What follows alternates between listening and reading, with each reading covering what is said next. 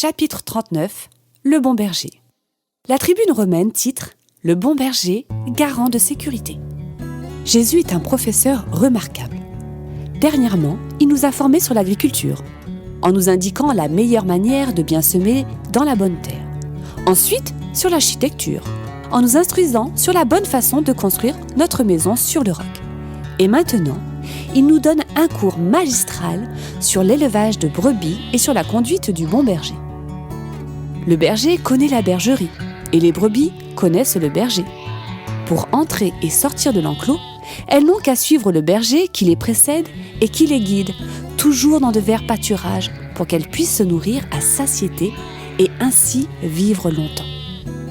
Le berger est aussi le protecteur du troupeau contre les prédateurs en tout genre et particulièrement les loups, mais également contre les étrangers et les voleurs de bétail qui ne se soucient pas de la vie des brebis, mais de ce qu'elles peuvent rapporter. Apparemment, tous les bergers qui sont venus avant Jésus n'étaient pas très honnêtes. Pire, c'étaient des brigands.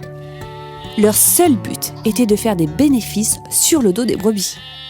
Ces animaux ne représentaient qu'un troupeau que l'on garde un certain temps uniquement pour toucher un salaire. Ce troupeau n'était qu'une marchandise qui n'avait de valeur que pécuniaire.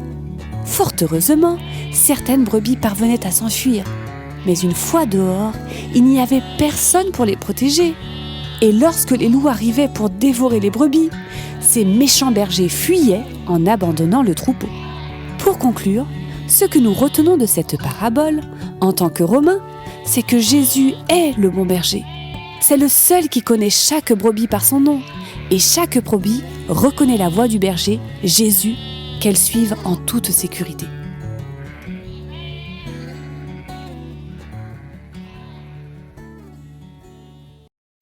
Chapitre 39. Le bon berger.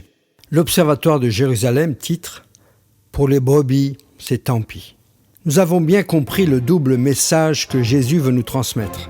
Il s'adresse à la fois au peuple et aux responsables du temple. Les brebis représentent le peuple croyant, mais qui ne comprennent pas tout à fait la parabole. Les bergers sont ces brigands qui ont compris à qui ces paroles étaient destinées. Bien entendu, Jésus vise directement les pharisiens, ceux qui sont censés s'occuper et même se préoccuper du peuple. Le devoir des bergers est de fortifier les brebis qui sont faibles, de guérir celles qui sont malades, de panser celles qui sont blessées et de ramener celles qui se sont perdues. Au contraire, ces bergers-là se sont engraissés, se sont vêtus de laine de la peau du troupeau. Ils ont dominé avec violence et dureté sur ces brebis. À cause de cela, elles se sont enfuies parce qu'elles ne reconnaissaient pas la voix de leur berger. Elles se sont dispersées dans les montagnes et dans tout le pays.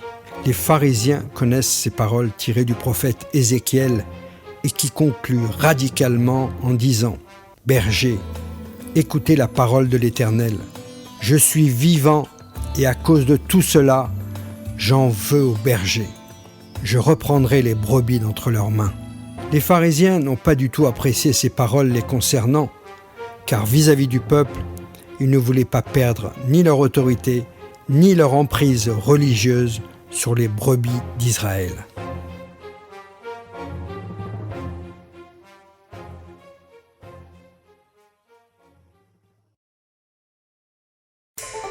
Chapitre 39. Le bon berger.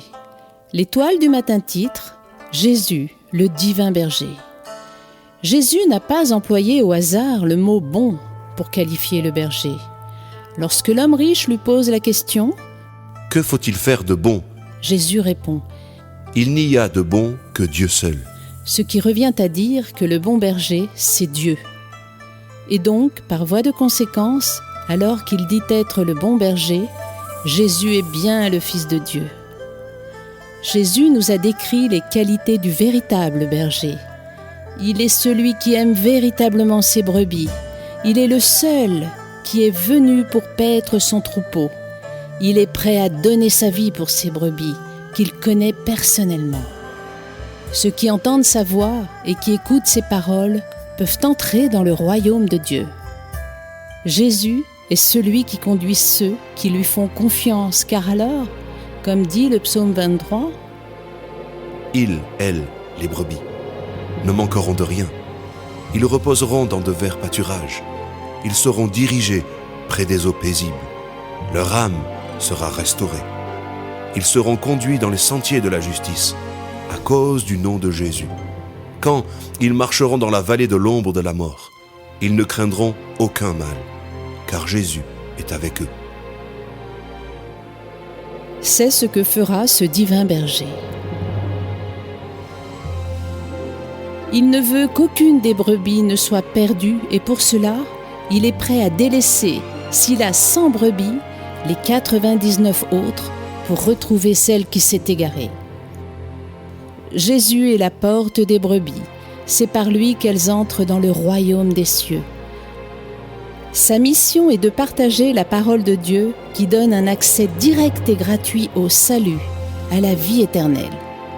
Il est venu d'abord pour les brebis égarées de la maison d'Israël, mais également pour une autre maison, celle des brebis égarées, étrangères et païennes.